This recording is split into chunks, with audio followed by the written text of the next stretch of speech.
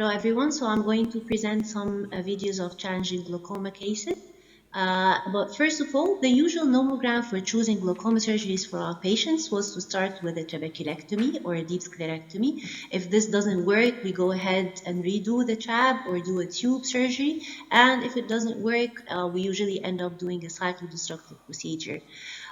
With the recent rising interest in addressing the angle and doing angle surgery and Schlemm's canal surgery in adults, and with the good results that the circumferential angle procedures have shown in adult glaucomas, both primary and secondary, and more interestingly, after previous incisional glaucoma surgeries like trabs and tubes, over the past year, I've started to revisit or revise my usual nomogram, and instead of going 2 steps forwards, I go 1 step back towards angle surgery as a procedure for failed glaucoma cases. And I'm going to present some successful and some failed cases where I've considered angle surgery.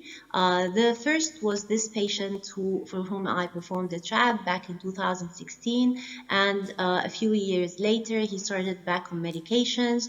His pressure went up to 22 millimeters on 2 medications. He had an advanced cupping, so the options were either to add more medications, which is quite risky for a patient with advanced glaucoma because of the fluctuations of an IOP, or to consider another glaucoma procedure, including a redo trab or a tube.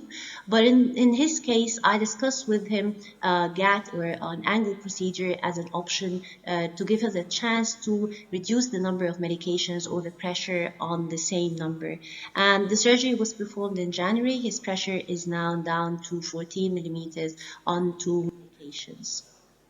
The second case was a more difficult case and a difficult patient. When he came to me, he was a phakic with a previous Ahmed glaucoma valve and a barbed glaucoma implant, very advanced glaucoma.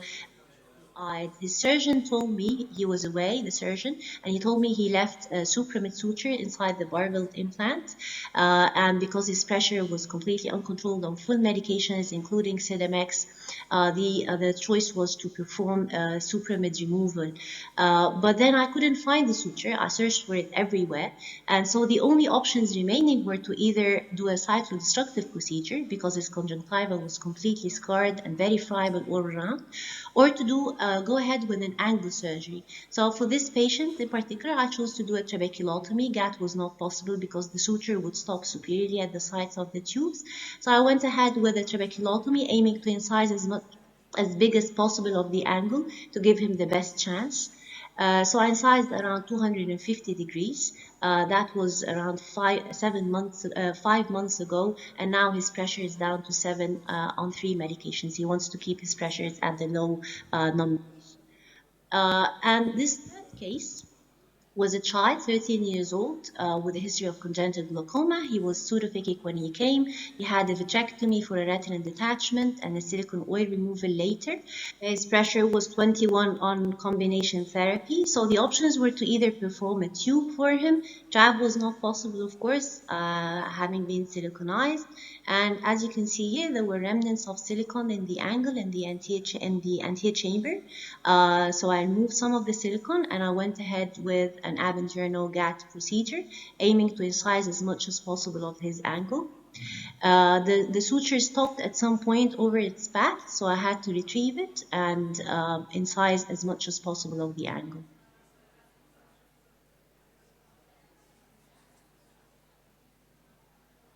So here it reached an obstruction. I had to do a cut down over the inner wall of the Schlemm's canal and retrieve the suture to be able to give him the chance with the biggest incision possible.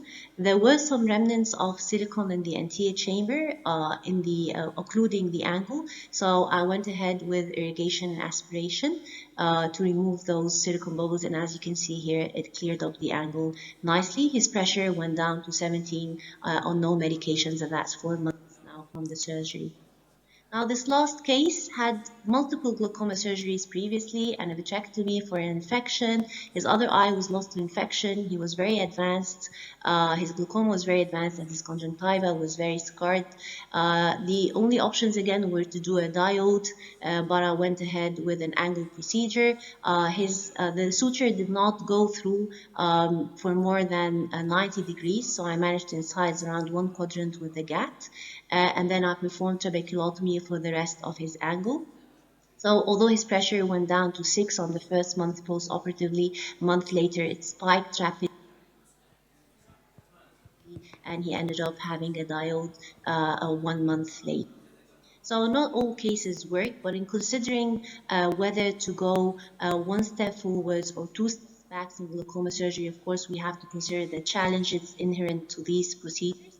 But then at the same time, if they give us just one chance to get away from the more invasive procedures, then I would definitely take this chance and give it one last shot at something that is less invasive. Thank you for your attention.